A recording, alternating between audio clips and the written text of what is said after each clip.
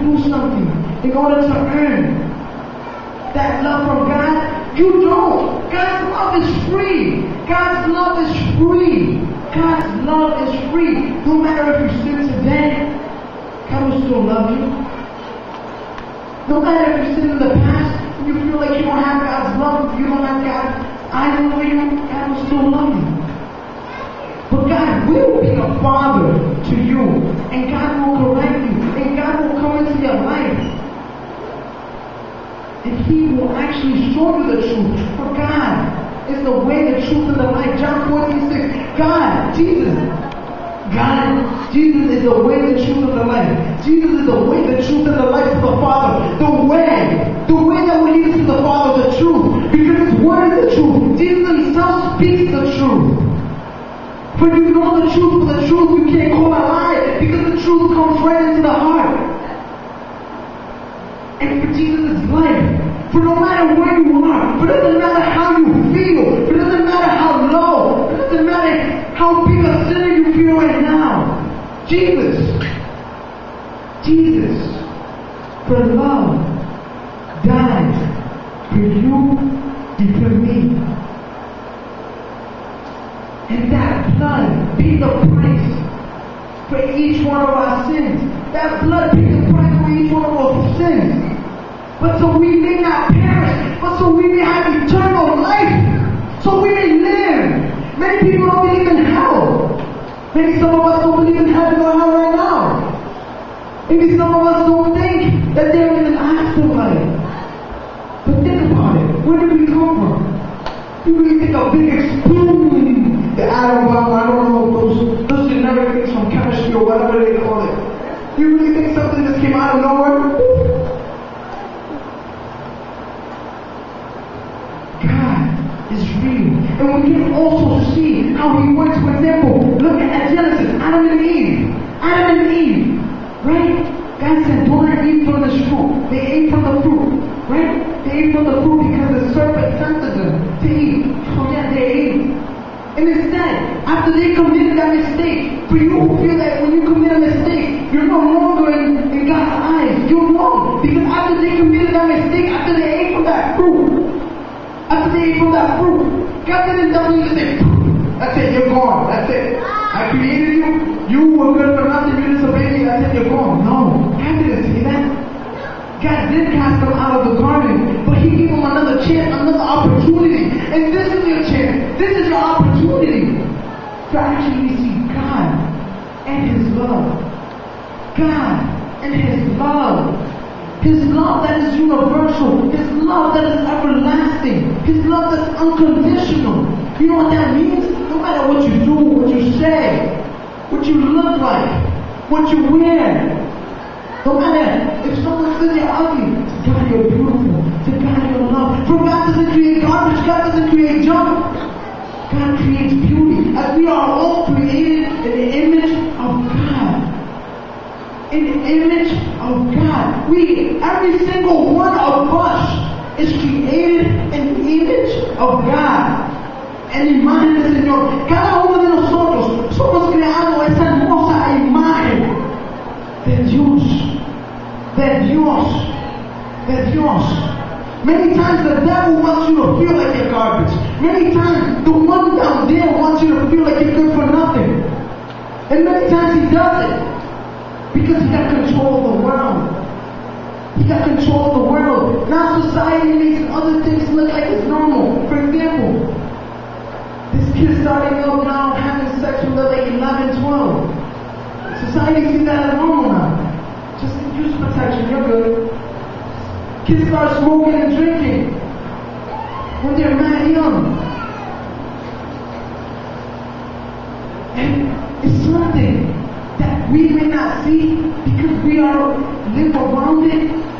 But if you think about it, this society has become desensitized to sin. This society has started accepting sin as something normal. And that's the problem. This society, the world itself has started accepting sin as something normal. And sin is not something normal. For sin leads to death. Sin leads to death. It doesn't lead to heaven. It leads to death. That's why God, I believe God, Jesus But if some of you know, He has given us the divine mercy. So we may pray that, the divine mercy. He wants more people to be saved. That's why He gives us more time. He gives us more time. More time. So we may understand, and so we may know the truth, so we may know Jesus. So we may know Jesus. But listen to this. Tú, que no crees en Dios, tú eres amado por Dios. Tú, que sientes que estás aquí porque alguien te trajo y no quieres estar aquí. Tú eres amado por Dios. Tú, que viniste y no sientes que tienes razón en la vida. Tú eres amada por Dios. Tú, que sientes que no tienes el apoyo de tu mamá y tu papá. Tú eres amada y amado por Dios. Tú, que sientes que tu vida ya no tiene sentido. Tú eres amado y amada por Dios. Tú, que sientes que ya tu mundo se está acabando, que ya tú no tienes razón para vivir. Tú eres amado y amada por Dios. Amado y amada por Dios. Tú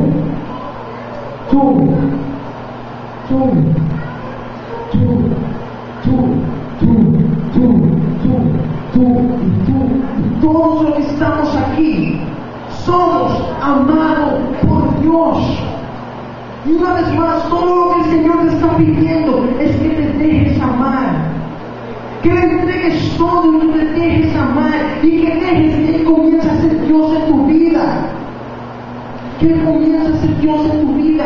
Muchas veces nosotros nos acordamos de Dios solo cuando estamos en ese problema, cuando necesitamos esa ayuda,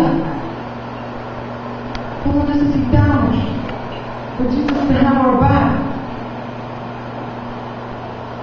But we have to understand, we have to love God for God. But He's not asking that of you. He's asking you to let yourself be loved by Him. If you let yourself be loved by God, if you let God come to you, if you let God come to your life, if you accept God in your life, you will start building that relationship. That relationship that His love strengthens. That relationship. And love, think about this. Love goes right with mercy. He loves us so much that He's merciful. He loves us so much that He forgives us. He loves us so much that no matter what we do, He helps us get up. He loves us so much that He guides us into the purpose of our life. He loves us so much that many times, even though we say, God, we're not going to sin no more, when we promise something, He says, you know what? I still love you. You know what? I still forgive you. You know what? You're still my children and my daughter. You're still that beautiful image I have created. So no importa lo que nadie te diga, no importa lo que el mundo te diga, doesn't matter what nobody tells you, you and your whole family, each one of us, the least thing the devil wants is for us to understand. The least thing the devil wants is for us to understand that we are loved by God.